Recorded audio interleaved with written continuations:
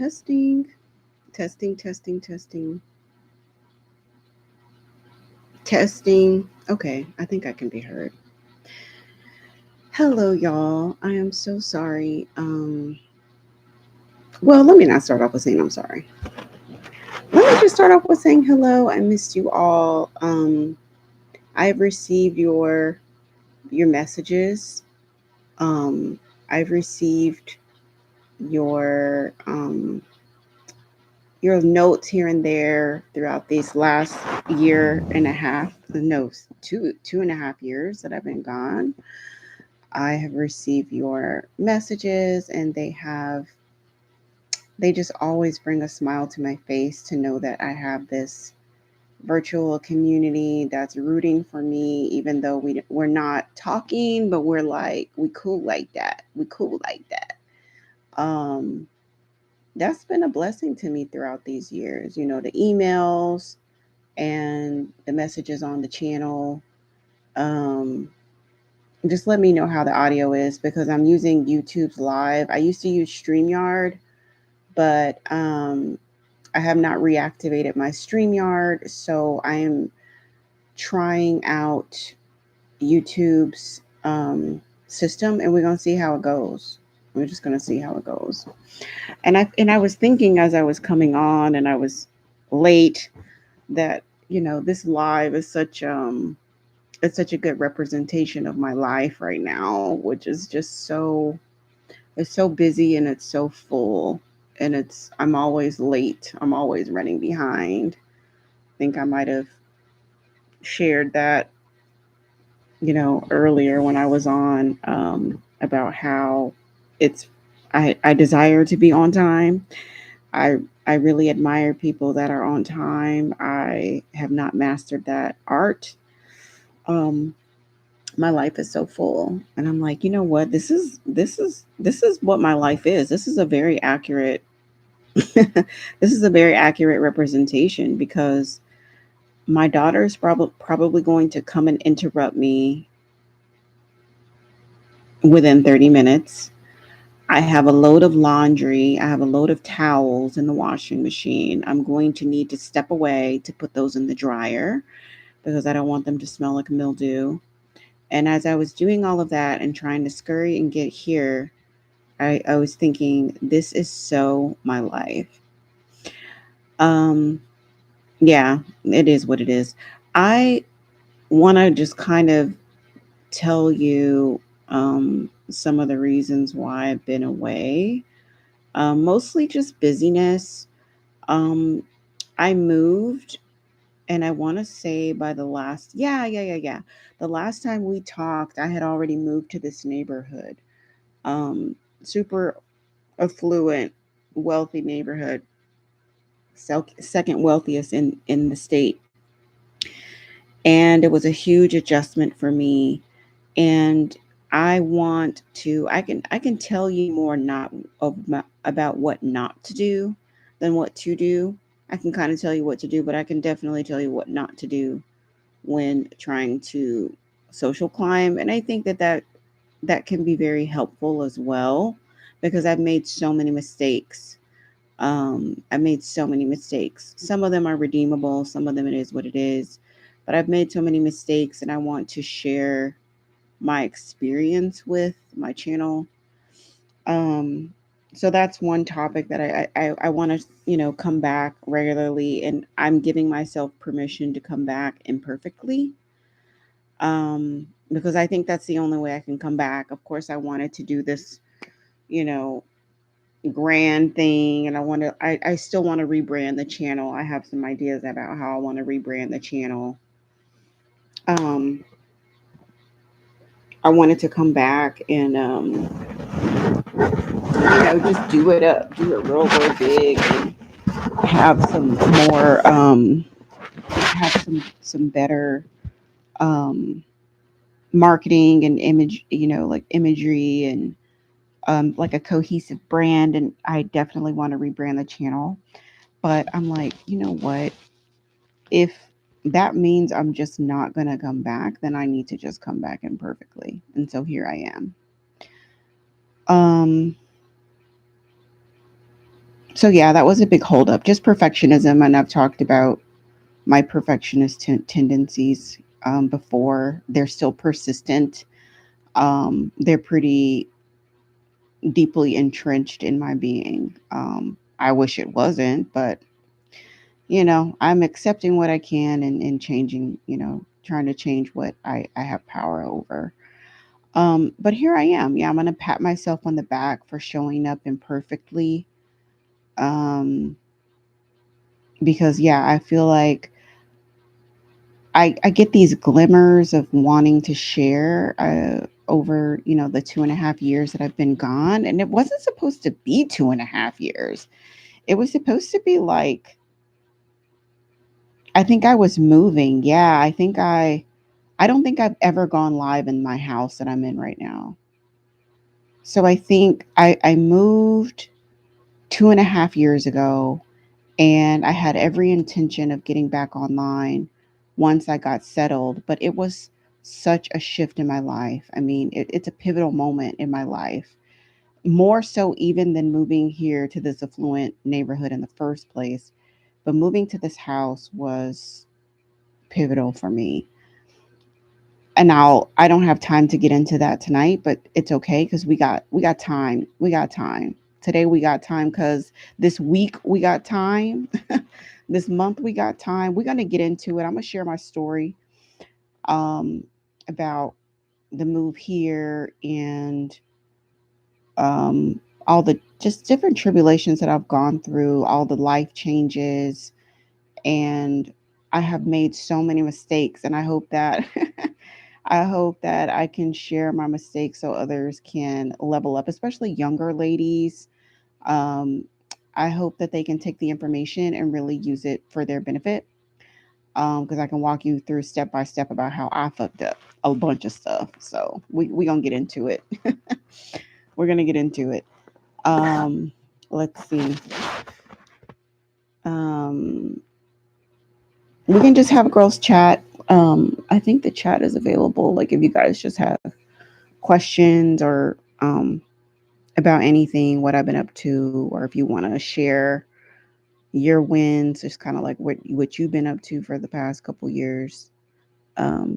Drop it in the chat and we can just chat how we used to do back in the day.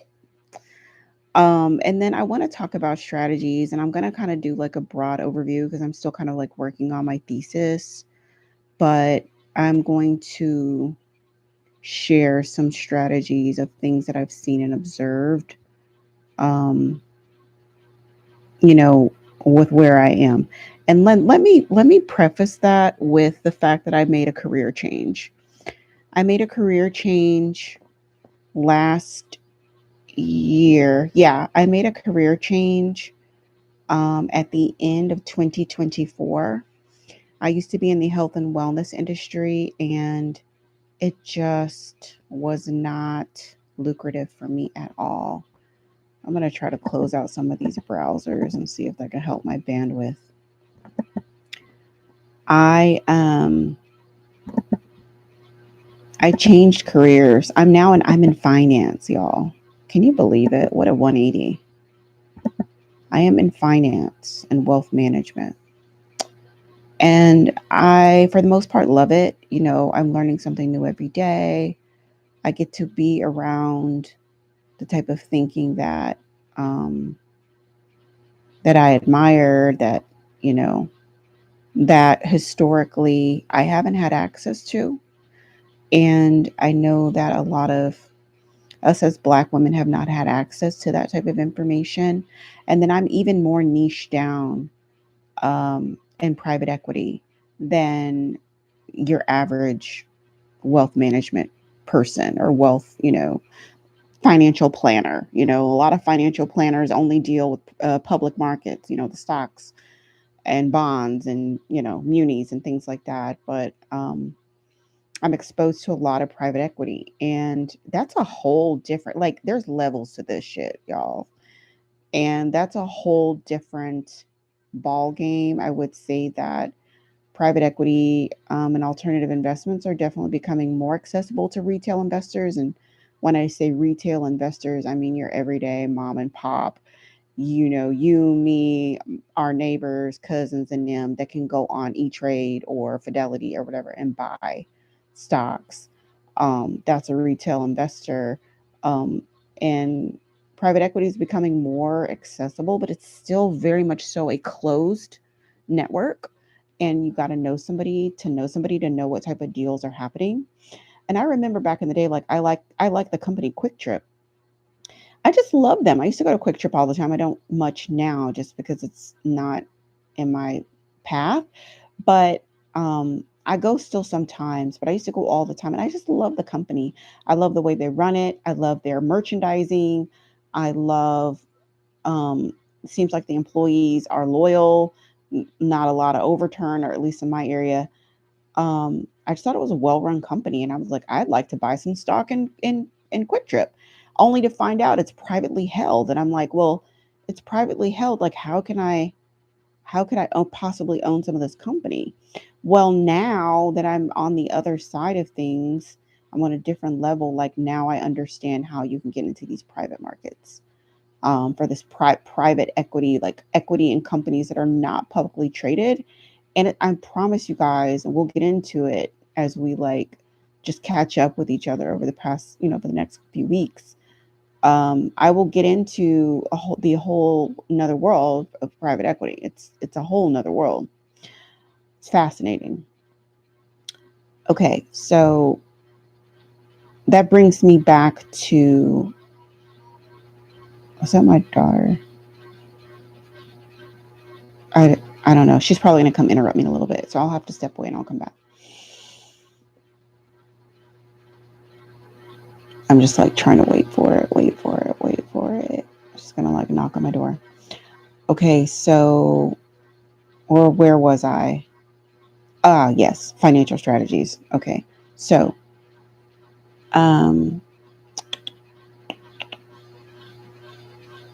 so now my role is in like non-public markets, but when I first made my career shift, I started at a wealth management firm, and I found it really fascinating when we would have these couples, come in and sign up to be clients, to basically have their assets managed by a professional, investment advisor.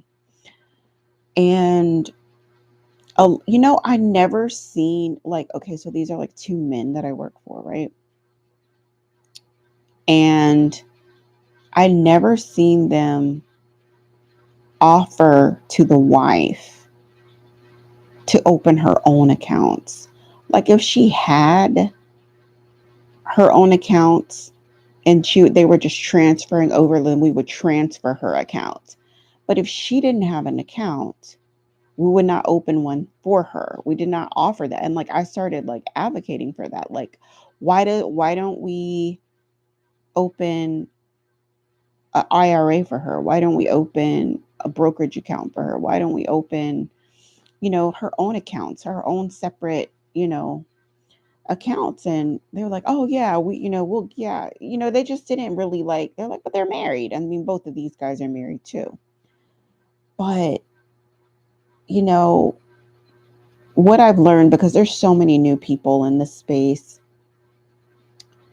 I want to say by the last time we were in touch, when I was posting irregularly on the channel, but at least posting, um I want to say that Bourbon Bougie was out at that time, but she wasn't as big as she is now. And I don't have TikTok, so I think she's massive on TikTok, or use, I don't know, they keep taking her pages down. But I think she's really big on TikTok, and then her YouTube was kind of small, but the YouTube has been growing. But I think I was watching her even back then, just kind of peeping like, yeah, that's good stuff over there. Um, and so with her, and there's other new people in the space. Um, there's new people in the space, and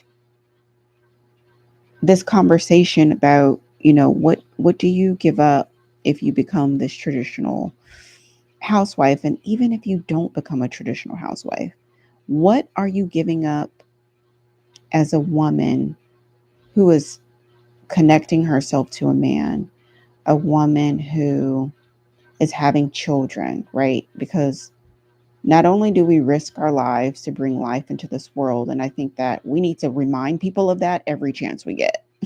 I think we need to never not stop saying that. We need to always be saying that. We have to risk our lives to bring another life into this world. And we have to give up our bodies to like nourish the child. It's just a lot. It's a lot. And I don't think that there's enough reverence for women and for mothers. We are to be revered. Seriously.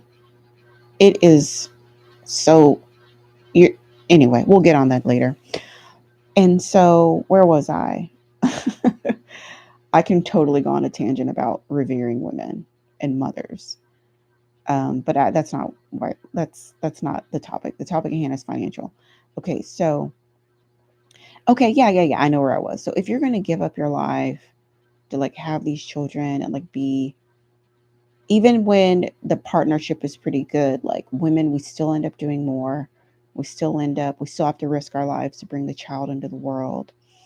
And it's like what to make some guy immortal, like so he'll have somebody to take care of him when he's old and decrepit. Like that's the sacrifice that we make. And to mold the children into good humans, I mean, that's a lot of work. And to finance them and to, be there for them, it's a lot. And so Gen Z is getting better.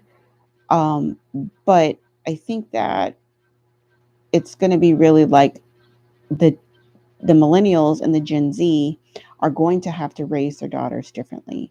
Have to raise our daughters to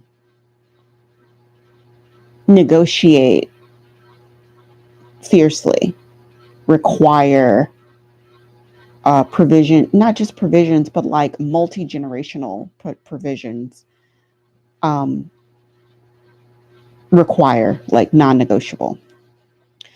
And so this is just a precursor for, I want to think this out more thoroughly, but I just wanted to come on here and tell you what's on my mind. I have seen women in this wealthy neighborhood go from being married to a multimillionaire, driving luxury cars, having memberships to the most exclusive country clubs with wait lists, you know, maybe 10,000 people on the wait list or something, and go from that into being destitute from a divorce.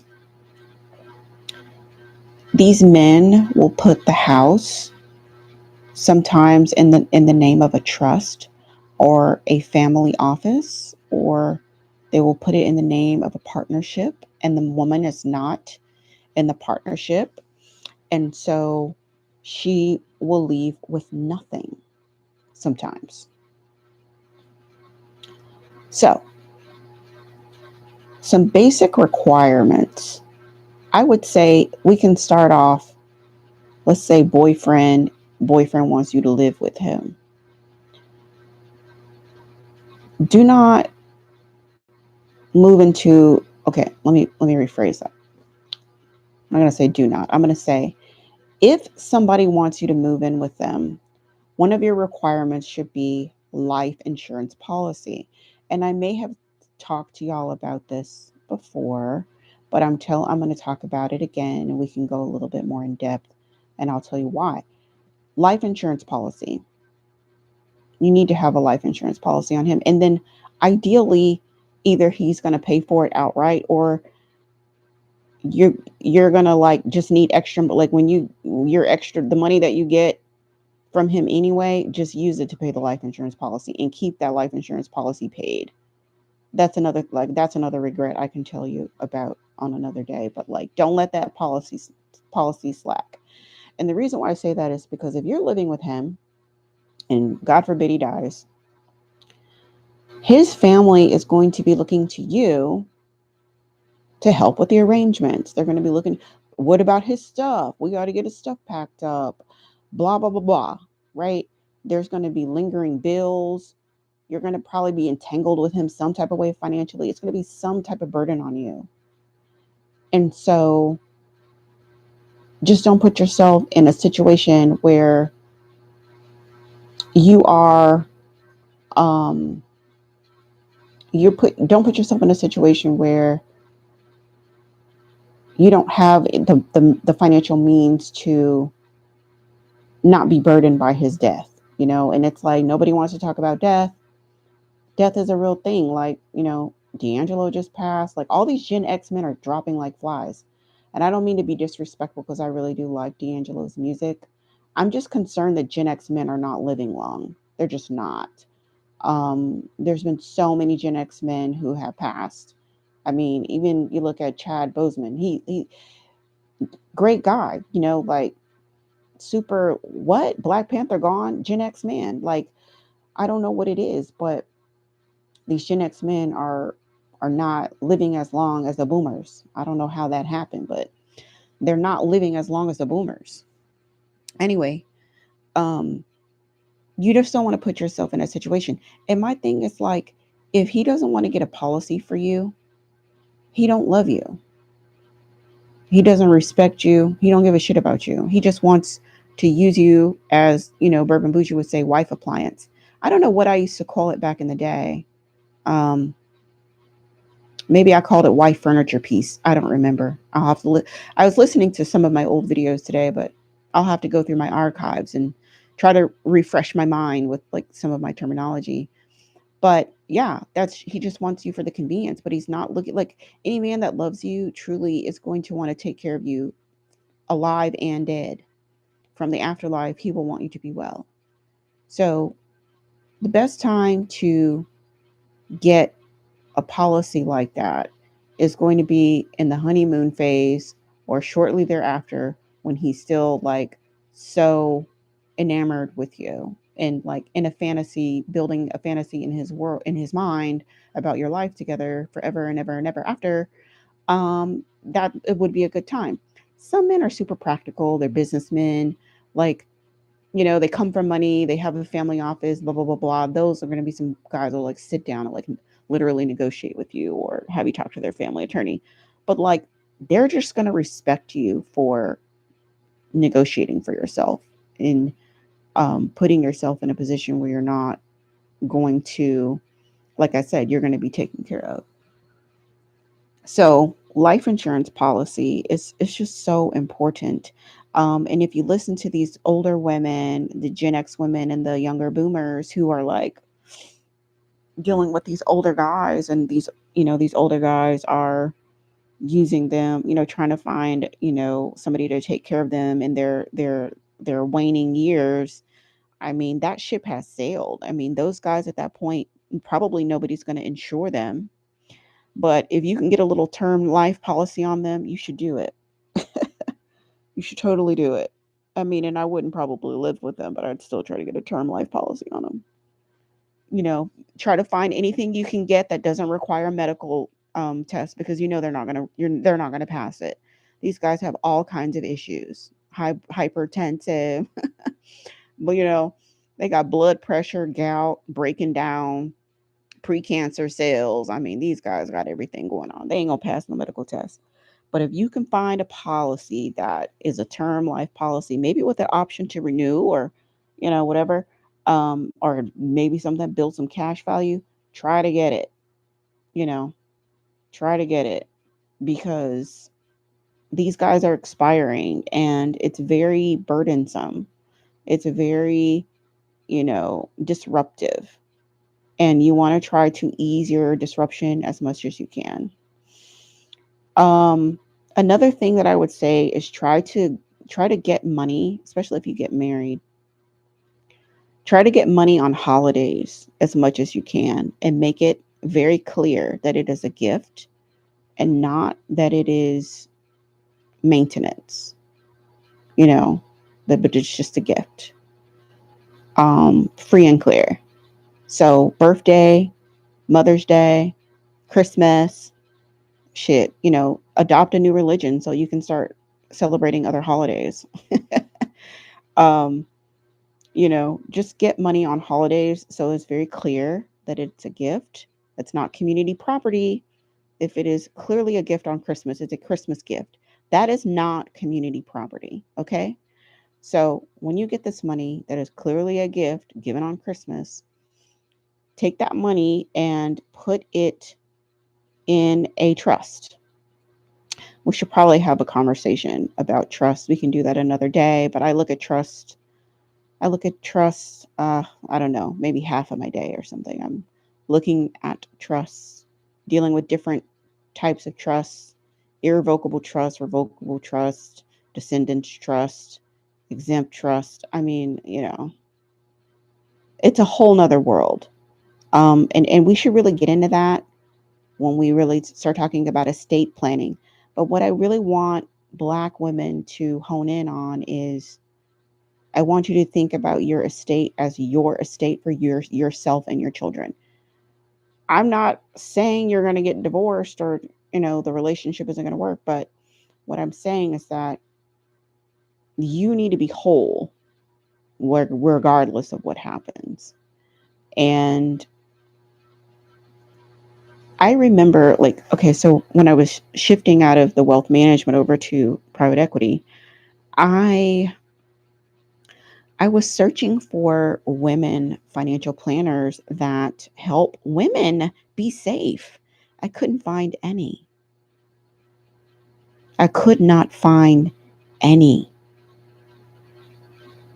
I went to this women's there's a big asset manager here, and they had this women's empower women, I think it was Women's History Month or something, I don't remember.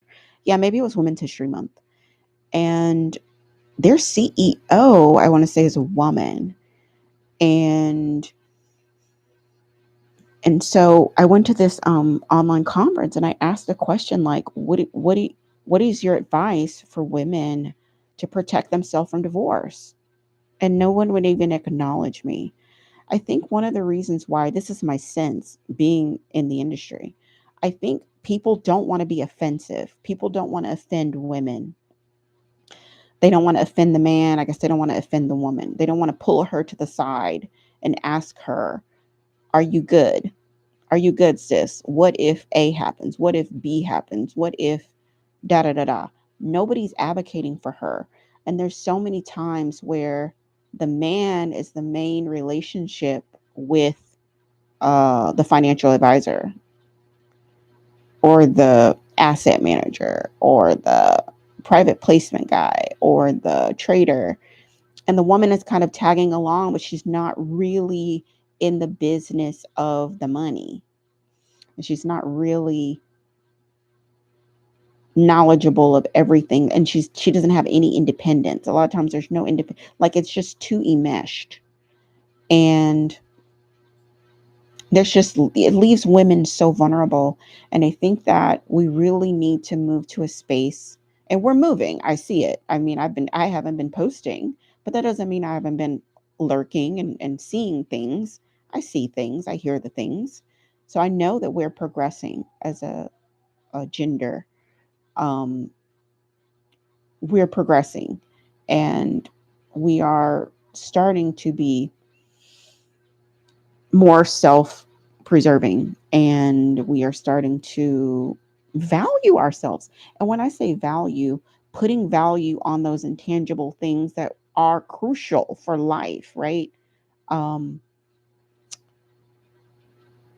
the emotional labor, we didn't really have a word for that 5 years ago. We didn't have a word for uh, emotional labor. Now we do.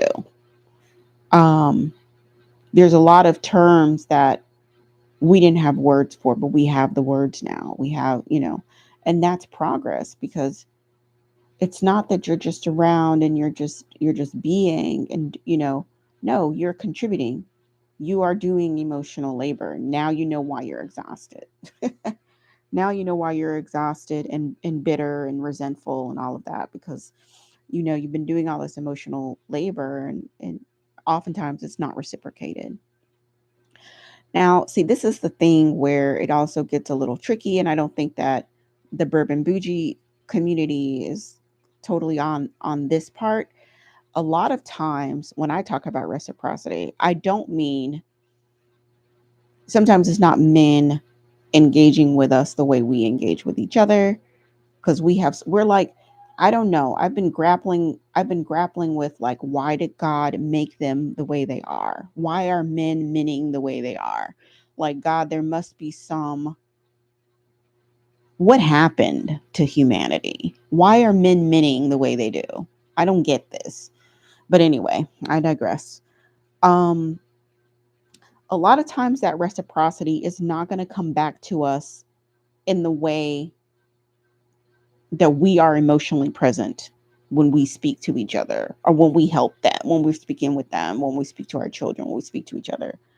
A lot of times the reciprocity doesn't look like that. It doesn't look like I'm there for you and I'm present for you and you're there for me the same way. A lot of times that's why we have to charge them so much, because they have to make up for their deficiencies. They have to make up for their emotional humanity deficiencies with money, okay, with resources, with security. And that's why it's important that women, I think that the formula, women need to, I think that's the big shift. Like, their community is not on that, because they're like, we want men to be like, give us what we give them. And the gag is, sis, it's never going to happen. That's the gag. It's never going to happen. That's why you got to charge their ass, okay? Because they're not going to be there for you the way you are for them. God made them different. I don't know why, but there must be some master plan. And I just chalk it up to, I'm just a lowly human, and I just don't understand, like, the creator and why men be men in the way they do out there. Anyway, yeah, that's the next level that group is going to have to get to, is they're going to have to give up um trying to make them, decent humans. And there's all these unorthodox things that you have to do to, like, extract what you need from them. I mean, it's unorthodox, because you can't approach them the way you would approach, like, your sister friend that, like, y'all are not getting along, and you need to, like, sit down with your sister friend and, like, y'all need to get back on the same page. You can't approach them like that. Like, they don't respond to that. You got to do all kinds of tactics and shit to get what you want, which is more work, which means you have to charge even more. You see what I'm saying? It always comes back to getting more. But these strategies that I wanted to talk about with, like, the accounts and the life insurance are extremely important, to keep in mind. I would say just open your mind. As I learn, I will share, and I'll be looking to learn from you guys as well, more about more sophisticated estate planning and having trust. I mean, and sometimes you got a good relationship with your mama or your auntie. Sometimes I mean, I know for sure I can give my mom $1 million. I know this. My mom, I can be like, Mama, can you hold this $1 million? And my mom will not spend it. She's just like that. So sometimes people like that.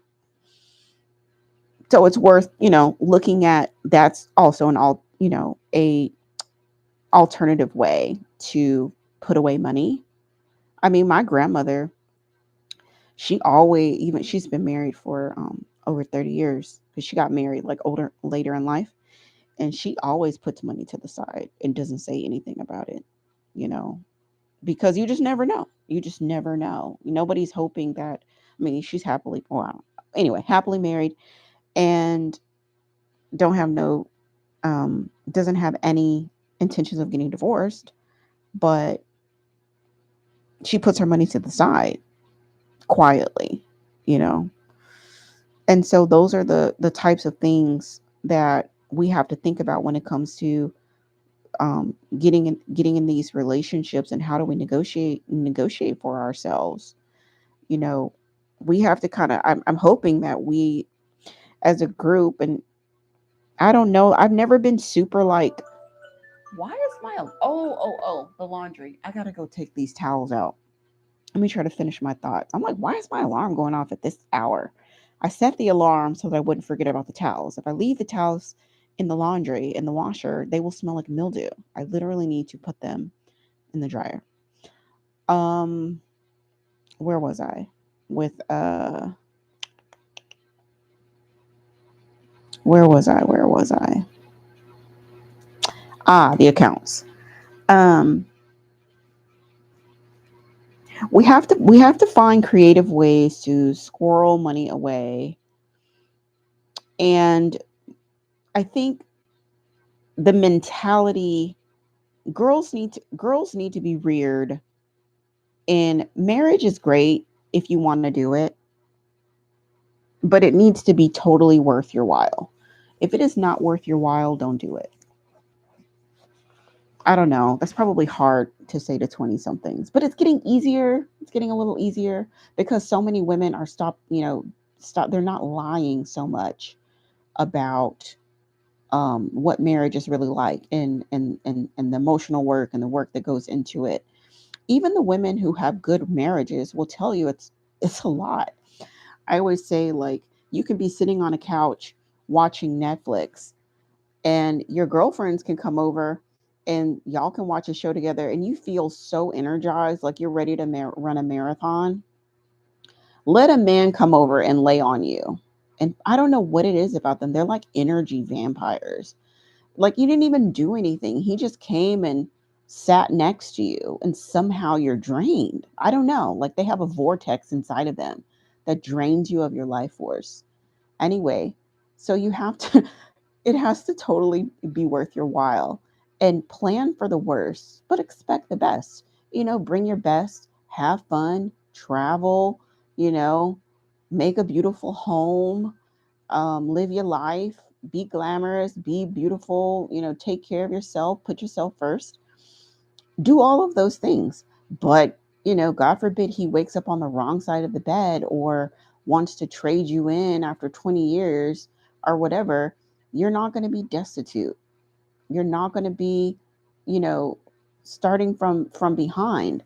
Um, I think it's important, if you qualify, like, you have to make under a certain amount of money, so it's really good to do it when you're young, is a Roth IRA, and max it out every year. Even if you're a stay-at-home mom, you can still have a Roth IRA. You can still do that. You can still be saving for your retirement, because a lot of times I think women are under the impression that, oh, I'm married, god forbid we get a divorce, I'm entitled to half his pension, I'm entitled to half his 401k. Sometimes that works, but sometimes these guys do all kinds of hat tricks, and they're able to abscond money from you, or they're able to just maneuver in a way that you may not have been imagining. Another thing is, you might want to have your husband hire you, or you might want to create a family business and pay yourself a salary, right? Instead of getting an allowance per se, pay yourself a salary so that you're paying into Social Security, so that you have a work history, and if push comes to shove, you can make that work history look however way you need it to look. Okay? Look into, passive investing, into businesses or franchise. I mean, I'm not anti Birkin bag, but I would say this about, the Birkin bag and any luxury bag. Like, what does your portfolio look like, and how knowledgeable are you about your financial future? Okay, that will be the precursor to the Birkin bag. You don't need a Birkin bag, and you don't have a 401k. Okay, let's get our priorities together. Let's get our priorities together.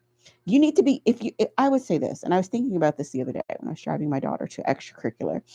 I was like, for these people that get these big obnoxious weddings,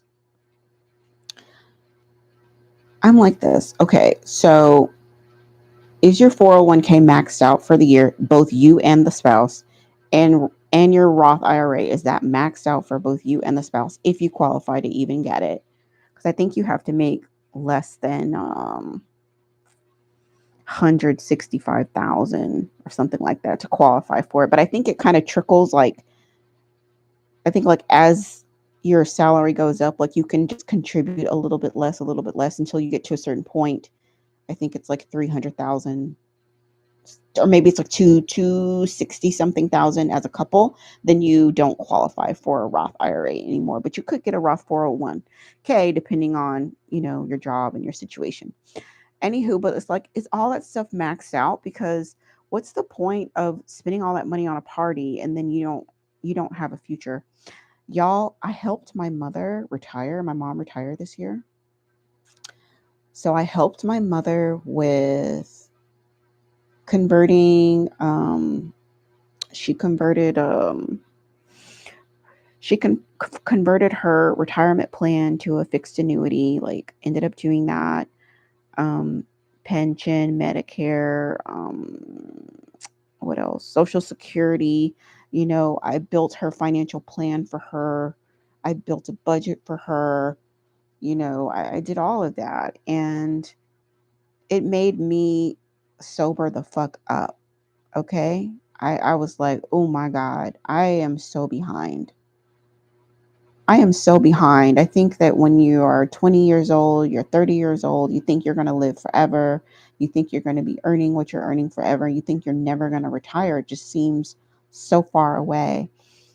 But getting into the weeds with my mom's retirement, it made me like hustle, hustle. Like, I'm more aggressively saving right now because I would like to retire one day. I don't want to work when I'm like 75. I don't want. So um, it's just so important that we be thinking about ourselves as autonomous beings and not relinquish our autonomy because we get into a relationship with somebody, just because you get married, just because have a long-term boyfriend, that you just lose all sense of self and enmesh yourself into this guy, and like that guy is going to be your ticket to whatever. Like, no, it doesn't work like that. It doesn't. Sometimes it does, but I feel like those instances are kind of rare. Like, it's divorce rate is over 50% in the United States. I feel like, you should be prepared for anything. You should be prepared for anything. And I think it's just, what I'm really advocating for is a mindset shift. I'm I'm I'm advocating for a mindset shift because as I discover strategies for women to protect themselves, I will share them. There's still going to be strategies out there that I don't know about, but the mindset is what will help women access those strategies. When you have a mindset of, I'm going to protect myself at all costs, and that doesn't mean that you're being mean or disbelieving in the longevity of the relationship. It's just saying, I'm going to put my oxygen mask on first. Think about your legacy as your children and your grandchildren and your great grandchildren, you know over anything. And like maintaining your comfort, because that's like, I think like the biggest financial burdens on Black women is becoming a single mother. I can tell you all about that. We talked about it a little bit. I feel like I've been very candid with you all. That is like, it's hard to become untethered from poverty when you are a single parent with no help. Um,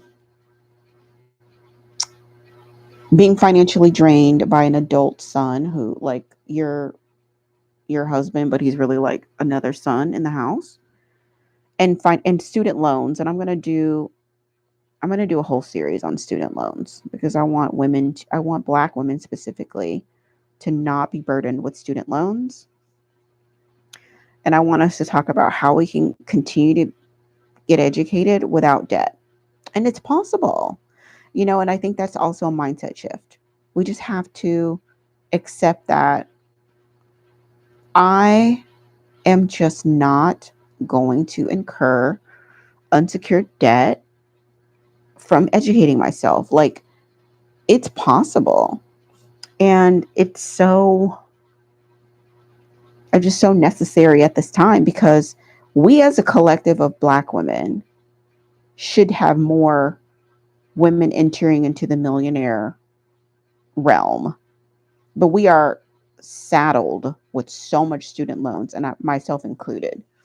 We are saddled with so much student loans, that it has prevented many of us from attaining where we really should be economically. We have a whole host of other things, but the student loans is just, it's a real wealth drain. It is a wealth drain. You can't really build wealth with student loans lurking in your life. It's just nearly impossible. It's just kind of impossible. No, it is. I mean, because if you just do your, I mean, you could do your like net worth, but if you're servicing the student loans at 7%, which is like the cheapest, really, but some of these private loans can go into the teens and, high teens to service that debt. You're not making that in a portfolio, right? I mean, we can talk about some of the private investments I've seen. Those, have much better returns, but they're very risky, right? They're very risky investments. So, and they have a lot of liquidity, and they lock up for a long time. So, that's not always suitable for where we are right now, as far as like, we probably would be better off in the public market, many of us. So you're not going to make that kind of return in your portfolio. So you're always at a loss when you are servicing debt like that. And it's hindered us from so much. We can't maybe like get the house loan that we want, or we can't get the rate that we would get because of the student loans. It's just like another barrier that Black women have had to bear because of our economic situation in this country. But I believe that with a mindset shift and us working together with the younger ladies, with our daughters, with our nieces, with our little cousins, with the girls of this community, I believe that we can change that tide. And I believe that we can continue to be the most highly educated in the world and also be free of student loans, right? I mean, that's another thousand conversations for another day. But like, let's just commit to working with each other and supporting each other through finding solutions to educating ourselves and to be free of debt. Um, yeah, I have so much more that I want to share. Um, let's see. Lady Mars says, if the interest rates are lowered by 2%, we could pay off much quicker. We also have to attend the right type of networking events and actually follow up with our connections. Yes, girl. Yeah, that is so true. I went to an event yesterday, and I was the only Black person there, the only Black woman. There were it was a commercial real estate event. There were I think there were 3 women there. I think there were like 3 women. And then I'm not going to count the women that worked for the company. I'm just going to count like women like me that like came from outside to attend the event. And wow, yeah. It's intimidating to be in those spaces. It's intimidating to be in those spaces, but you're actually absolutely right. You have to, network and follow up, follow through, you know. Um Oh, Alchemy Goddess says she has to set alarms to remember her laundry too. Yeah. I'm going to just accept the fact that my memory is it is not the best. But going back to the networking thing, I think what I would like to do, and maybe that might be a fun activity to work on together, is to like build up your, like, write down like your hype sheet, like Write down your accomplishments, write down your competencies, write down your affirmations, write down, um, the positive attributes about yourself. And before, and like put it on like one page, like try to get it, try to get it edited down to like one page. Take the best of the best. You see what I'm saying? And then read that and hype yourself up before you go into a networking space, before you go into a space that may be hostile, before you go into a space that you don't feel super comfortable in, or you're going to have to put yourself out there. You're going to have to, you know, really just try to connect with people.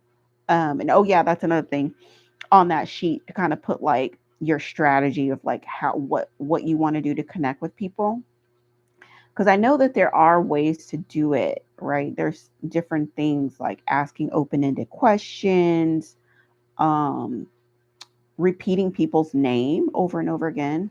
They say the sweetest sound to someone is the sound of their own name. So, if you meet somebody named Michael, oh, Michael, yeah, it's so great to meet you. Michael, this is Jan. Michael was just telling me that he likes fish. And Michael was telling me that, just over and over and over again, like they're going to be like, I like her. And I don't even know why. I mean, they think you're pleasant because you just like repeated their name over and over again, and they love to hear their name. So, maybe like a little corner of your sheet, you have your strategies of like how you're going to connect with people, and you just hype yourself up and then just go in there and do it. So um yeah, just write it down and just hype yourself up and go in there and just put yourself out there. And I'm not saying it's easy, because Lord knows it's hard for me, and I'm in a very male dominated space now, and there's not very few black people in my little corner of finance. There are very few black people, very few. Whew, so few. um I mean, there's some like I'm adjacent to venture capital, but I'm not like super into venture capital. But there are some really cool black venture capital spaces. So I'm not really into it, but like I just want to hang out with them. I just want like the coolest people in the room are the venture capital people. Like I want to hang out with y'all. I'm not into it. I'm in private equity, but like I want to hang out with y'all because y'all are fun. Like y'all are the funnest group. I want to go have brunch with y'all. So, I may be a hanger honor to the venture capital groups, but there's some really, really fun, innovative things happening in Black venture capital space. So, check your city wherever you are. Check your city wherever you are, and see if there are any like venture capital groups in your city, because venture capital is all about startups, and so they're always looking to spread the gospel of their company. So they tend to be very open. They tend to be very like accommodating for like people finding out about their company and about their products. So if you're interested, I'm pretty sure the venture capital space would be fairly easy to maneuver in, and to be around. So that's a little extra advice. I'm just gonna look at the chat a little bit before I go. I'm just gonna put these clothes in the laundry, and I'll be back. I'll come back. I don't know what type of schedule. I have no idea. Usually, um, I'm usually just so slammed until late at night. Um, yeah, I'm usually slammed, and so I don't know. I'm thinking the weekends would be good for us to chat, maybe like on Sundays. I'm usually not slammed. Saturdays and Sundays I think would be good unless I come on at night. Um and I'm planning on I kind of want to flesh these strategies out a little further, and really like maybe do a deep dive on each one, you know? It's kind of like what I'm preliminarily thinking, because it just amazes me to see women still in 2025 like leaving these marriages in such a financial conundrum. such a financial disadvantage, especially the ones with like the children and they don't have any work history, they don't have any retirement, they haven't been paying into Social Security. Um, and sometimes these assets like these homes are so leveraged that they sell the home and like nobody takes anything, right? Like sometimes. So I want us for sure to avoid that. I don't want us to get into a situation like that. And I've been, of course, teaching my daughter since she was an infant, um, about these things. But I'm still afraid. Like I'm afraid that she's just gonna throw everything I've ever taught her out the window and just do something very stupid. That's my fear. But I'm hoping that it would prevail. I'm hoping that like my teachings will prevail. And one thing she and I have in common. She is very determined. She is very persistent. She is very confident. So I'm thinking, and that's like her own personality. So I'm thinking like her personality and her way of being is going to override her possibly temporary desire to be stupid. I just want her to be go out there and do anything dumb. Um, okay, let's see. Yay, it's nice to be back. And I'm sorry I couldn't. Part of the reason why I was as late as I was is because I couldn't figure out how to get into the chat, into the stream that I had scheduled earlier today. I just couldn't get into it. YouTube kept taking me to a new stream. So, I'm like, wow, I'm so late. Let me just start a new stream. So I'm sorry about that. I'm going to get better. I'm going to learn the system. Um, oh, okay. I'm sorry. The audio was wonky. We'll get it together. I'll hopefully I can get the audio better. Um, they say our children are listening too much. Yeah, they. I hope that she's absorbing what I've taught her. It'll be interesting. Like once she, gets to the point of dating and stuff like that. I told her, you know, I went to a predominantly white school. She goes to a predominantly white school, and I told her, I said, your beauty really won't be appreciated until you are probably late high school, like sophomore, junior, senior. That's when your beauty will really start to be appreciated. You know, um, yeah. It's just that was my experience. I didn't really get to date. I mean, and not that I necessarily needed to. I was a kid. Like I didn't get to date in like middle school. Um, those black boys were not interested. There were like we had some those black boys were not interested in us at all, like at all. So it just wasn't even an option to like date anybody. Um, maybe a couple of the white guys I liked, maybe maybe, but I don't think that that was in my realm of understanding that that was even an option for me at the time. So I just, we were just like overlooked for a really long time until high school. All those guys that ignored me, like they were all trying to get with me. But by that time, they were solidified losers. Like you could tell they weren't going to go to college. They weren't, they weren't taking AP classes. They were just losers, just degenerate losers. And it's like, yeah, bro, I'll pass. I'm not interested. Plus, I don't like dating people like where I go to school or where I work. I always dated people that lived across town because I don't want you in my space every day. So it's quite possible that her experience will be similar, except for there's way less black people in our neighborhood now than when I was growing up. But who knows? I mean, I don't know. I'm learning as I go and about how I'm going to navigate this as far as exposing her to um Black people or if she'll date out. Um, who knows? Who knows what path she'll take?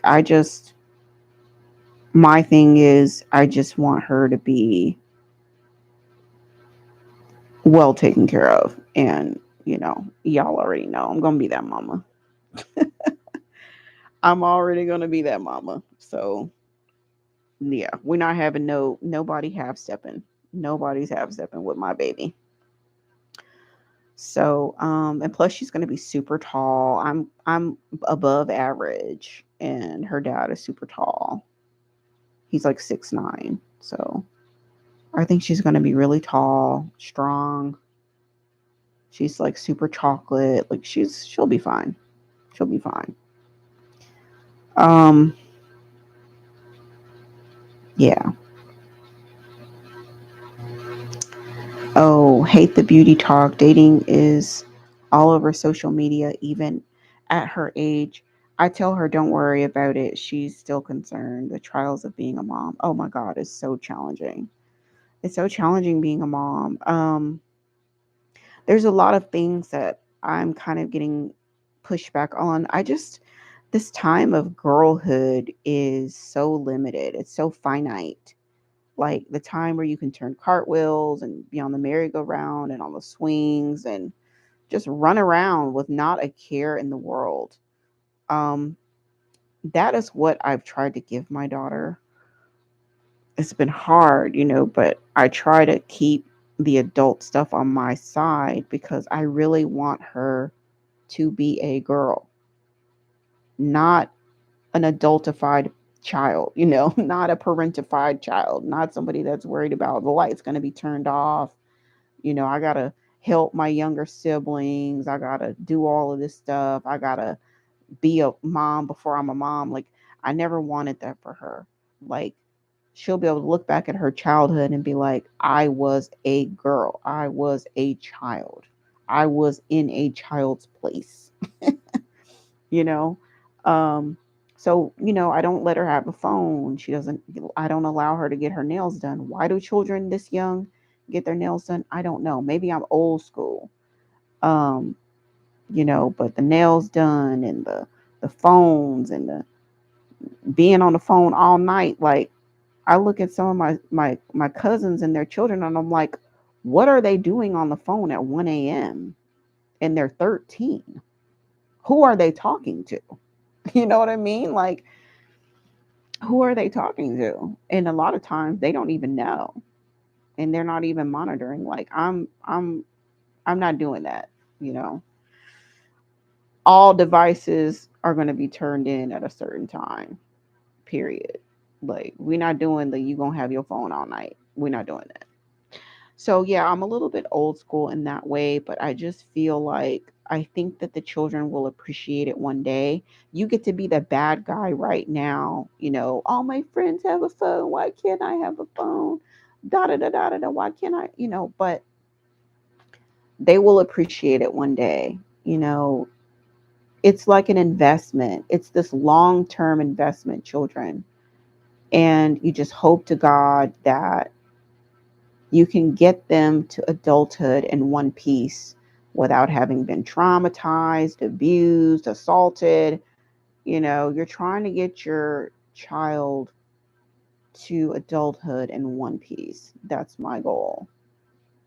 And it is an epic, Herculean effort because everywhere you turn, you know, and another added layer on top of all of that is providing that girlhood and providing that safety and providing those things when you didn't have that growing up. At least speaking for myself, that's a whole nother challenge.